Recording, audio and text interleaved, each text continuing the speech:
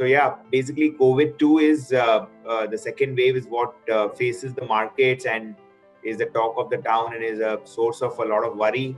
And in India, since the second wave has followed the second waves in many of the other countries, we have some template on how those markets have responded to their second wave. So if you see the yellow lines here, this will show you how, in the US, for instance, the first wave and the second wave and the third wave, how this has played out.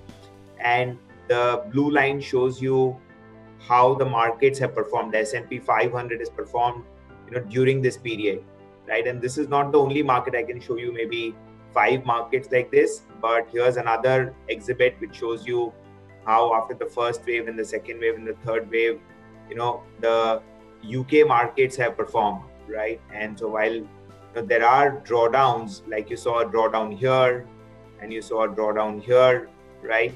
Because of the fear of this, second wave.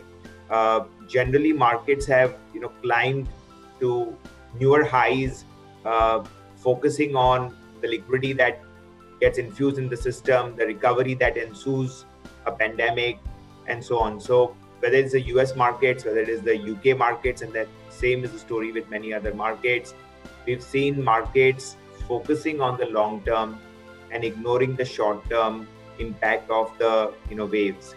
And are Indian markets any different? If I were to draw the Indian market chart, the Indian cases, which are running at about 400,000 right now, are way above the numbers that we saw in the first wave, and our markets are reasonably resilient. In fact, some of you must have seen the small and mid cap indices have actually climbed to newer highs in the last few days, notwithstanding the fact that the US markets have seen some correction, notwithstanding the fact that more and more cities are going under lockdown, and notwithstanding the fact that we have about 4,000 deaths and 400,000 cases roughly being announced on a daily basis.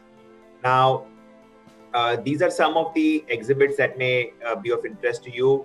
So this shows you how, let's say for another country, as the rate of vaccination went up, how did the new cases really drop?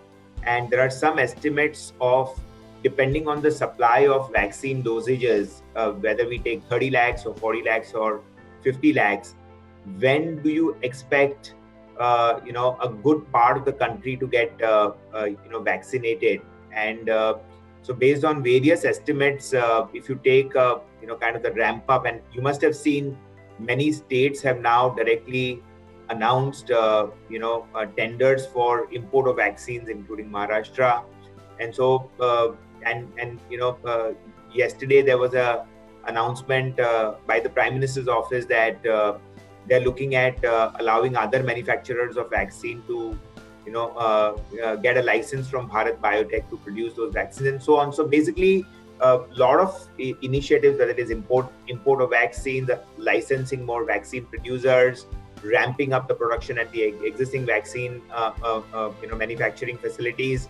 All of this, if this can drive up, the number of the pace of vaccination a little bit, then by middle of September, so we are in the middle of May right now, but by the middle of September, we should reach a point in time where we may cross a meaningful vaccination threshold, right, which will allow the country to probably, see more muted subsequent waves or avoid, some of those waves.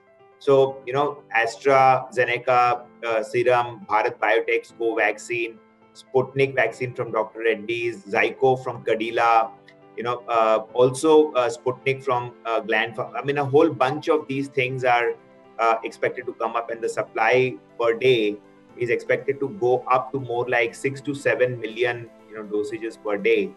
And so, and at the same time, people with antibodies who have either got infected in the last 1 year or they've got one dose of vaccination, that's really, for the 18 plus population, expected to cross 50% by September. So these are some indications. And when you marry this with how, other countries who have seen vaccination have responded in terms of the number of cases, and how the global markets have responded to these subsequent waves, I think you get some perspective of why the markets are so resilient, notwithstanding all the headlines of bad news and the bad news that each one of you may be hearing from, around you, from friends and relatives.